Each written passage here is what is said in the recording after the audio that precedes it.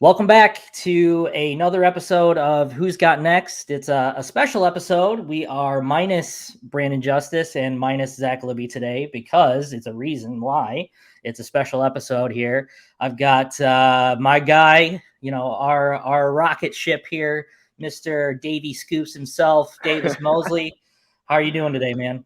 I am good. I love the nickname. I love it. Like I am Davey Scoops. That's who I am. But look, I'm good. I'm glad to be here. We're gonna have an informative show, but Yeah. it's gonna be good. Yeah, no, absolutely. I think this was kind of important for us to do. Just it's having a football and basketball episode is fine, but I think right now we're kind of in the fortunate spot where there's just plenty of information out there for basketball where we can dedicate an entire episode just to that. So, and you've been doing a great job with keeping the pulse on everything, and it's been very busy. It's been a very busy month for you, I guess.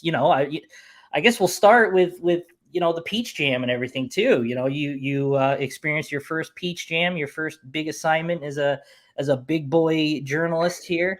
So how did that event go?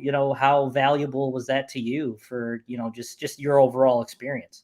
Yeah, it was huge. Such a big thing for me. I got to go down there and meet the Rivals national analyst, and I actually sat with them for the majority of the time, talked with them, got their feel on things, got to meet a lot of good people. They introduced me to so many guys. It was humongous for my development as a young journalist, young writer, whatever we want to say. It was incredible. There were so many good players. I like to call it the I think I say it's the largest collection of elite youth basketball talent in the world. And that's what it stands for. EYBL stands for Elite Youth Basketball League. And, Mm-hmm. and that is exactly what it is. It's tremendous talent, so many high level players, and including, 150 college coaches, including head coaches from some of the premier programs in the country. Yeah, no doubt. It's being to a couple. I've never personally been to Peach Jam myself, but I've been to Spieth and down in Indiana and a bunch of other tournaments. I think basketball recruiting, especially in the AAU setting, is a completely different breed than football. I mean, it's completely different. I mean, yeah, you have the camp circles, the 7-on-7s and whatever, but when it comes to AAU, people are crazy about their AAU, especially those inside their circles. So, it's good that you got, some FaceTime with a lot of heavy hitters out there in the AAU circles, because really those guys become invaluable, especially the kids that are hard to reach. So, No question, they make the recruiting cycles go round. yeah, no Without doubt. those No guys, doubt. there's no getting in contact with all of them. Yep. They do a great job getting media in touch with players and vice versa, and as well as college coaches. Yeah. At the end, they run some premier AAU programs, and we couldn't do our job without them. So Yep. It's a blessing and a curse sometimes. definitely, definitely. All right. Well, that's enough small talk for now. I think it's time to get into the nitty gritty. Why we're here. I People think want to so. people want to know. You've been busy on the board, so I guess we'll start with Zayden High. You've spoken to him and his family. They just recently came off an official visit to Michigan. By all accounts, it was a solid visit. But when are they not solid visits? I've Sure. never heard of a recruit say, "Wow, this visit sucks." But from your talks with the family, what was kind of the overall feel of the visit and how things went for the family? Yeah, so I've spoken with Zayden twice, and I've spoken with his mother once. I spoke with him prior to the visit at Peach Jam, in which he just basically, reiterated how good Jawan's been to him and his family. Uh, Built a really great relationship, and it's the same thing we hear. Jawan likes to build that relationship both on the basketball court and off, as a coach, as well as just a mentor. And I think that really sticks out to the Highs, specifically Zayden. He really appreciates the way he checks up on him. And as for it goes, following the visit, I spoke with his mother. I'd like to say the day after they got home, and I think she quoted it as an amazing visit, and it was truly a great experience for them getting to gel with the staff in person, because that's a lot different. The one Mhm. thing that Jawan's in our staff is really good at over at Michigan is when those players are on campus, they really, really hit hard on those relationships and build some special ones. And that's what you hear every time a player leaves campus. As good as Juwan is on the phones, and don't discredit, Sadi and Howard and Phil as well. They really work on that in-person connection. And that's what really stuck out with Zayden. His mom told me that it was a lot of fun getting to see her son gel with some of the players currently on the roster, and overall see that family environment. Because at the end of the day, that's what's important to his family and important to him as well. He wants that ability to play early, like a lot of kids. He wants a coaching staff that he trusts. But at the end of the day, he's looking for a family, and Michigan's presenting him that opportunity. Yeah, you mentioned playing time and family. Obviously, the family atmosphere is the Michigan calling card. It's been that way even before Juwan Howard got to Ann Arbor. I guess every program heading into an official visit kind of has these check boxes of stuff that they want to sell a recruit on. Sure. Obviously outside of playing time and wanting that family atmosphere, being able to connect with your coaches that you're going to be mentored with for the next handful of seasons. What were the kind of I guess, major selling points that Howard and company were wanting to make sure that that the boxes were being checked for the High family? Yeah, so one of the big things to Zayden is what his potential fit would be and the role he could possibly play. He likes to see himself as a tweener forward between a 3 and a 4, and I think the staff sees him more as in that 4 role, which is certainly fine with him. He's probably close to 6'10", 6'10" and a half even. He's a very big kid. He grew maybe 5 to 6 inches over the last year and a half, which is interesting because that's exactly when his recruitment started to take off. So he's going to be able to come in, play that 4 role, stretch the floor, be aggressive on offense. That's what he does really well. And I was impressed to see he wasn't just floating around the arc. He really was getting the ball, getting into the paint, putting up shots, floaters, and he really attacks that glass hard. And it's stuff that the staff was really impressed with. And I think that was the main thing going into the visit. Like we said, the early, playing time as well as that family atmosphere is big for them.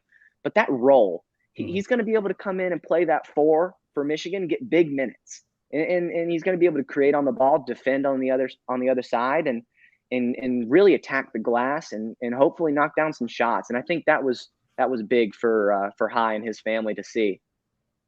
So I guess the next logical question is kind of in order to officially visit, you got to have some sort of interest. I mean, you're not just going to take one just to say, okay, this is not. So there's obviously some interest there. We talk about a bunch of schools being in there. Obviously, the North Carolinas of the world are in there for High. Texas, being a Texas-based kid, but that's not necessarily the case that, that's a shoo-in for him. So I guess, in your opinion, who do you think kind of stands out most for High right now, in terms of, I mean, maybe not necessarily like public leaders, but just stuff that you've been gleaning from talking with his parents and the kid himself. Who do you think kind of is sticking out the most right now? I think that being a Texas kid, that's always going to have a little bit of pull, but I'm not necessarily sold that he's like a anti-leaving the state kind of kid. At the end of the day, he transferred to Arizona Compass Prep for a senior year of high school, which I think is a pretty telling sign that he's willing to move for basketball, for better opportunities. I think North Carolina is a program to watch. I think Michigan's right there at the top. If not, they are the leader. But I think North Carolina is another program to watch. He officially visited Villanova, and that was a good visit. I think North Carolina and Michigan are probably those two towards the top. But the one thing that I'll say is North Carolina got in a little late with High. They recently offered him this month, I think, or last month in July, whereas Michigan offered him 5-6 months ago. And I think that's big for Zayden. I think he's got a sense of loyalty with Michigan. They've been on him for a while, and he feels that Michigan wanted him early on in the process, whereas not saying North Carolina maybe didn't, but they recently offered him. So I think that's something to monitor. But I like where Michigan and North Carolina are in particular for High. Okay. I guess the last question on High, in regards to timelines, is he a guy that's willing to kind of end it when the feeling is right? Does he has a specific timeline? Does he want to drag this out? Is that kind of been discussed at all, between his circle? Yeah, so I spoke with his mom, who told me that they did want to officially visit both Texas and North Carolina. Mhm. I wanted to make sure I clarified that they do want to visit both North Carolina and Texas. Sure. He's taking an unofficial visit to Texas, but getting that official will be big for them. Um, but once that visit's over, all bets are off, and they currently don't have any planned. They just moved him into school Mhm. for Arizona Compass Prep. They moved him in this week, so I would imagine it's probably fall visits for him. But following that, I don't think this is a kid that's going to take it to April for the final signing period. Rather, I think I'm so sorry, my dog's going berserk back there. But I think Hey, it happens. I think he's the kind of kid that once he gets his visits out of the way, he's not going to drag it on. I think he'll make a decision. I think he has an idea, at least remotely, of what the programs are that stand out to him. Sure. Well, it's obviously, it sounds like Michigan is definitely flexing their recruiting muscles here a little bit.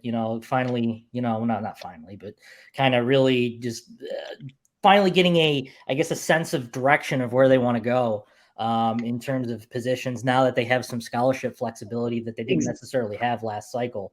And Exactly. That was what was so difficult with them. They didn't know what they were going to have this upcoming year. So how can you project what you have the next year? right. That was so difficult for them. And I think a lot of Michigan fans in particular were potentially getting frustrated, not seeing too many offers go out, not seeing the rather the importance in the dedication to certain recruits. I think that might have ruffled a little feathers on the Michigan fan side. But at the end of the day, they didn't have the spots, but Yeah. now they know what they're going to have, and Yep. they've set those spots aside, and they have their targets locked. They know who they want, Mhm. and they're going to go after them. And I think we're actually going to get into another one that they're going after pretty hard. Yeah, no, that's the perfect segue because that's exactly where I was leading. Obviously they've got someone in their sights, one of the best players in the nation, not even just the best player in his position in five-star Isaiah Collier.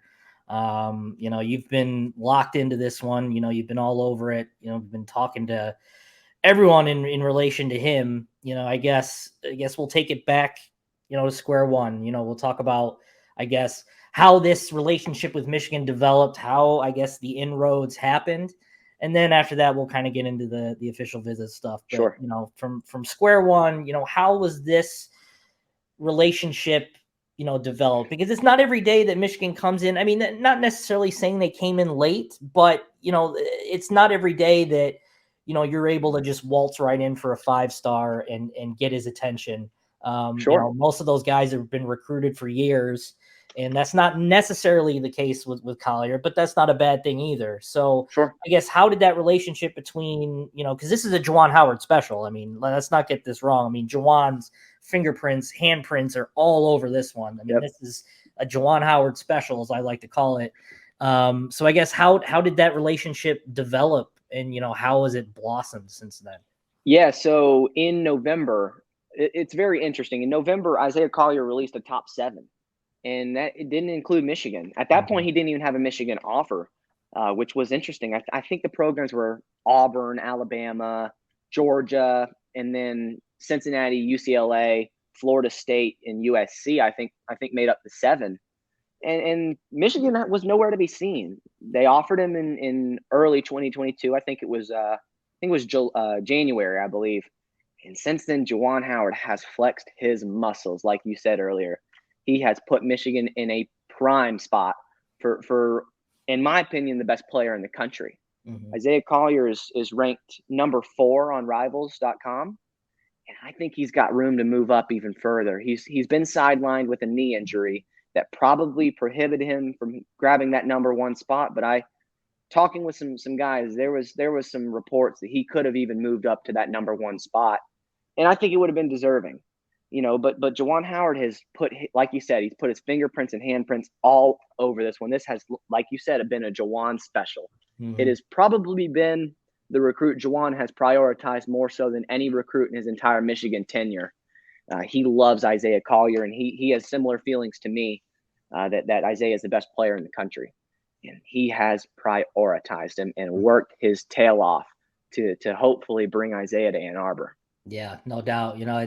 That says a lot when you say that, Juwan, this is the most prioritized recruit in the Juwan Howard era, because, there's a bunch of guys that he did a really great job with. I mean, one in particular comes to mind, and Musa Diabate, which, he was the sole reason why he came to Ann Arbor, was because of what Juwan Howard did in prioritizing him and his family. So, that's saying a whole heck of a lot about, how highly Juwan thinks of Collier. And, that will only bode well in terms of, when you break down, when you get into the nitty gritty stuff of, relationships and where his best relationship is and things like that. So, yeah. So now we'll move on to the official visit. He obviously, from all accounts, again, it was a very solid visit, but, Michigan pulled out a couple of little extra stops, for this one, just to make sure that they really kind of drove the point home that, he's the guy.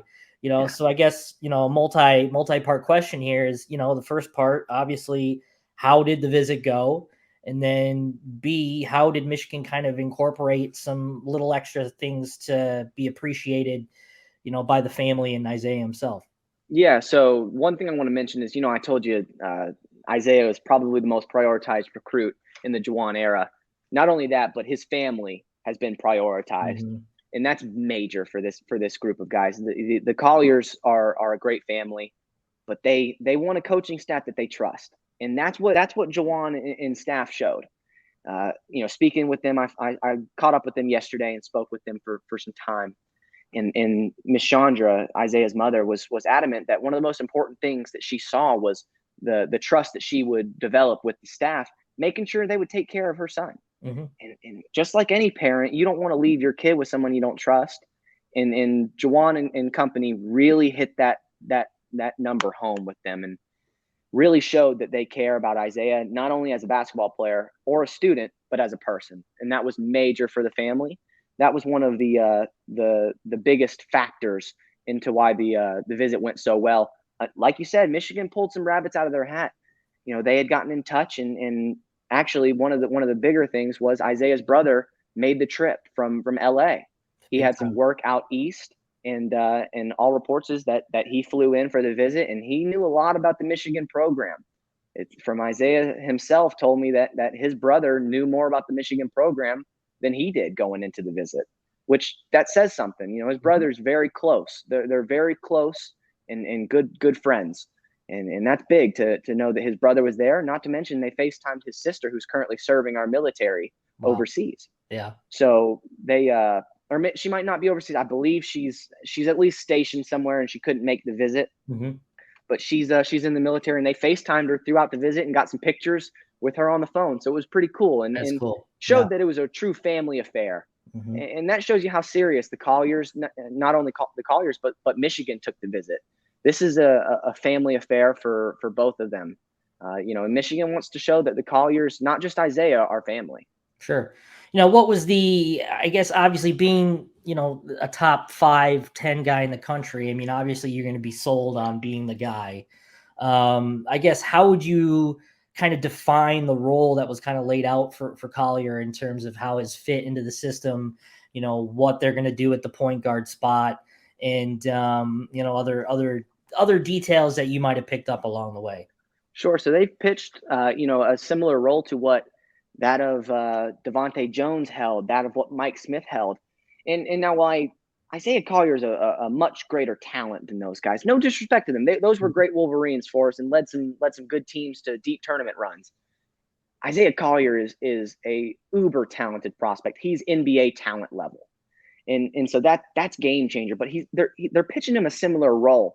Now, for granted, he understands that everything must be earned, nothing is given, and he knows that it's a blessing to be, thought of so highly with them. Now, that's important, but that was one of the major points that they looked to hammer home, was that role that they could play.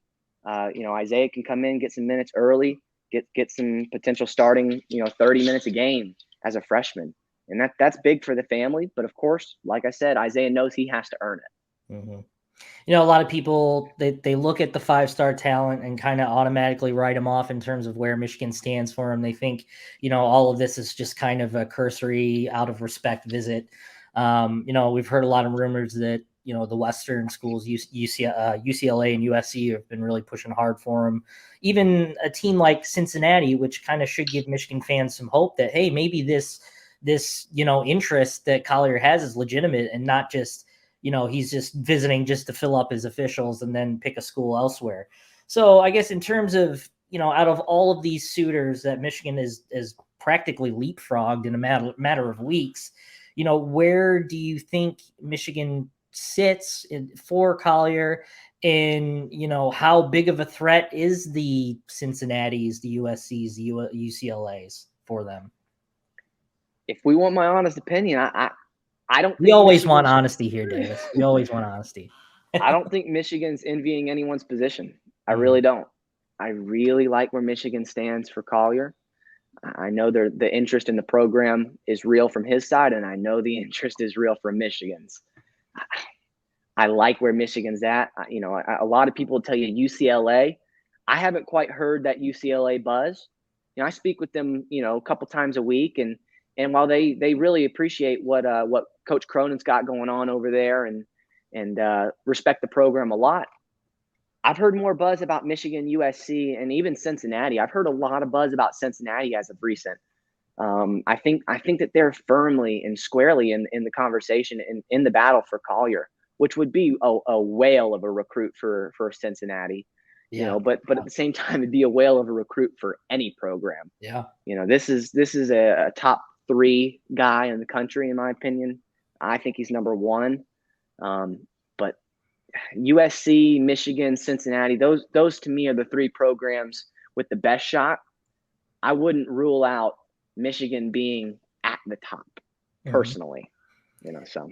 Well, I mean, yeah, I think, when you compare UCLA, USC, Cincinnati to Michigan, I mean, obviously UCLA beat Michigan in the NCAA tournament recently, but, I think when you're talking about program trajectory, you got to give credit to Cincinnati. I mean, they've done a pretty good job recently. UCLA has been, a tournament team. They've had talent, but they haven't really made any moves. And I think, when you're talking just from a developmental standpoint in the trajectory of the program, I think Michigan is I would consider Michigan favorably over the rest of those guys. I mean, Sure. I think it's set up that way. So, I guess only time will tell. I mean, do you think that Collier is close to a decision? I mean, he's taken a lot of his visits already. I mean, I don't know what else is really left to be said or to be seen. So what's kind of your feel there? Yeah. So, I spoke with him, like I said, last night. And one of the questions I had for him was, what are we expecting from a timeline? I had spoken with him at Peach Jam.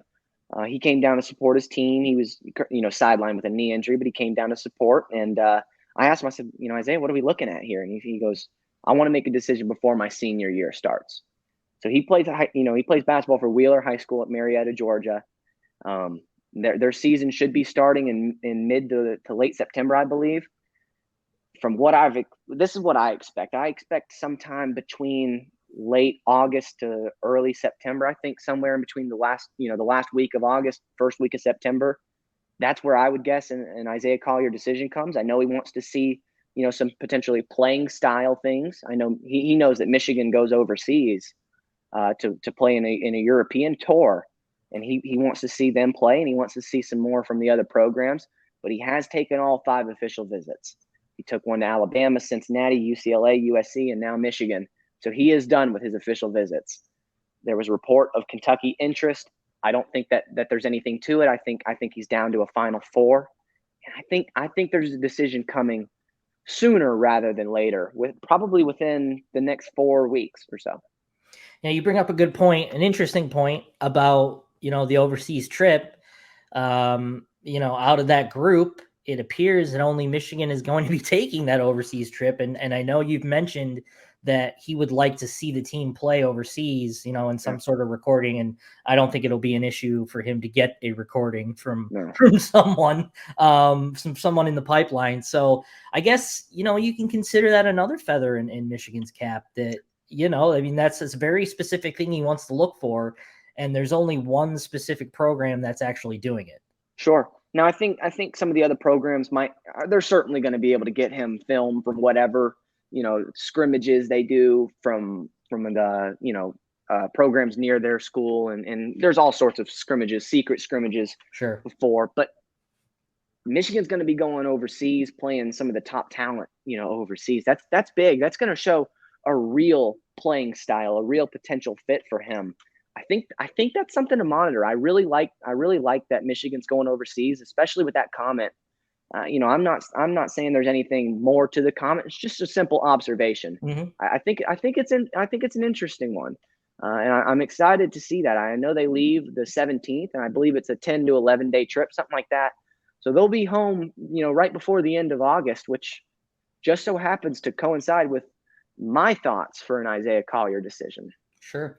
And one last point and one last question before we move on. I've kind of noticed this trend, and obviously we're in a modern age now of college recruiting with NIL. When people think of 5-star talents, they're automatically thinking, oh well, someone's going to go and overpay for them, and we all know, just from the football side of things, that Michigan isn't going to play that pay for play game, and Juwan Howard's the exact same way. He's not going to do that. I guess, in your discussions with the family, how does NIL factor in for Isaiah, if it does at all, just to kind of ease the fears of the fans out there who might be listening to this, to thinking, oh yeah, he's just a bag away from going elsewhere. This is a high quality family, and you just have to talk with them once to know. I'm not going to say a blanket statement. They don't care at all about NIL. Mm-hmm. I'm not going to make a blanket statement like that, but there are a lot more things that hold more value to the Collier family than NIL. Speaking with them, they told me they think it's temporary. They think it's not here to stay. They think there's going to be some regulation, and maybe they don't find it morally right. At the end of the day, they're looking for, and this is a quote that Jim Harbaugh would be very happy about. They're looking for transformational, not transactional. It's a 40-year decision. And as cliche as it might sound from a Michigan reporter, it's the truth. And that's one of the things they value very much so.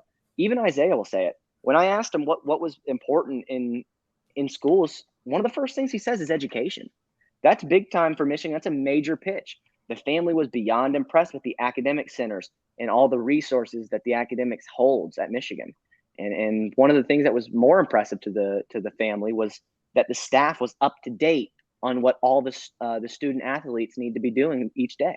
Yeah. That was a major thing for the family to see. They were very impressed with Sadie Washington, Howard Isley, Phil, Juwan, and all the other coaches, and what they were knowledgeable on when it comes to the students' academic side. That's big for the family. They want a coaching staff they can trust, specifically Isaiah. He's very, very perceptive. He likes to think things through. He's not so loud, not outspoken, so to say. He dissects things, and he does it in a smart way. And so his family's very, very happy with the way he handles his recruitment. And he wants something genuine, and so does the family. I just don't see NIL being the factor that it is for some other recruits. And sure. And look, at the end of the day, I'm a pro NIL guy. Mm-hmm. I love NIL. I think paying $1.5 million for the best player in the country is a great thing. Okay, I think it's great, but this family is high quality. They've got a lot of other things they've got their minds on rather than temporary money. Sure. They've at the end of the day, this is from Isaiah himself. It could all go away in a second. So he's got to keep working. He's got to earn everything he gets. And I really respect that out of not only Isaiah, but the family as well. Yeah, very true. Very true. All right. Last question for you before we let you go here. This is from a user named Ryan on our my Twitter, boy Ryan, our Twitter sphere here. He asked who would be the first recruit to drop in the 2023 class. I mean, obviously there's a lot of options out there, but there's got to be one. The tap's got to open up with one guy. Who is it going to be? He asked me. He asked you. Why? Nah. Look, that's an interesting question. You would think there would be a little more momentum going. I spoke with Papa Conte, who's definitely a priority for Juwan. He's a big fan of Conte, loves what he brings to the court, and quite honestly, I do as well. He plays so hard and plays with more intensity than any other prospect I've seen so far in the live evaluation periods. I really like Conte. I think he's currently overseas in Senegal. He's back home seeing his parents for the first time in 3 years, which is great for him. I'm super excited for him to get back over there. He was very, very excited to head back home and see his parents. I know they're having a great time if he's over there.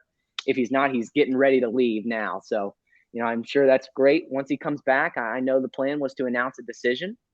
I've heard a lot of Michigan buzz, and it's one that Michigan's had a little bit of buzz for quite some time.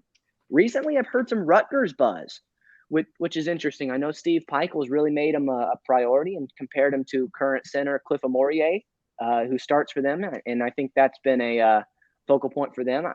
If Papa swings blue, I think he's the first recruit to drop. If not, I think we're looking at Isaiah Collier being the first player to commit in Michigan's 2023 class.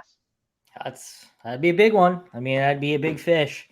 The biggest fish of them all. So, I think, a lot of people who are kind of turned off by, perhaps turned off by 5 stars with what happened with Moussa Diabate and Caleb Houston, are going to have to get used to, Juwan just flexing his muscles on the trail. I mean, that's just what it's going to come down to. And he definitely hasn't lost his touch in an NIL world. That's for sure. So, it all sounds good. Hopefully it bounces the right way. I mean, I'm sure things will continue to trend in a positive direction, but that'll do it for us for this episode. I want to appreciate and thank Davis for all of his efforts and everything he does for the site. You are a crucial member of the team, and we're happy to have you and proud of you and your efforts and your growth in this industry. So I appreciate that very much. My dog's going crazy again. He's excited for you too. He appreciates the comments. I do as well. I wouldn't be here without all y'all helping me. Y'all took a chance on me from square zero, so I really appreciate that. I'm a 19-year-old, no experience, no degree, but you know what? I'm willing to work hard and I'm willing to learn. And y'all have been great teaching me, and so I really appreciate the opportunity. And I like to think we've made the best of it. Yeah, absolutely. That's what it's all about. All right, that'll do it for this episode of Who's Got Next. We'll be back. Perhaps, maybe there might be an emergency podcast due. We don't know, but we'll see you in 2 Tuesdays from now with our regularly scheduled programming with Brandon and Zach. I'm Josh Henschke. This is Davis Moseley. We will catch you on the site, Michigan.rivals.com at the Maize Blue Review. Have a great night, and thank you for listening.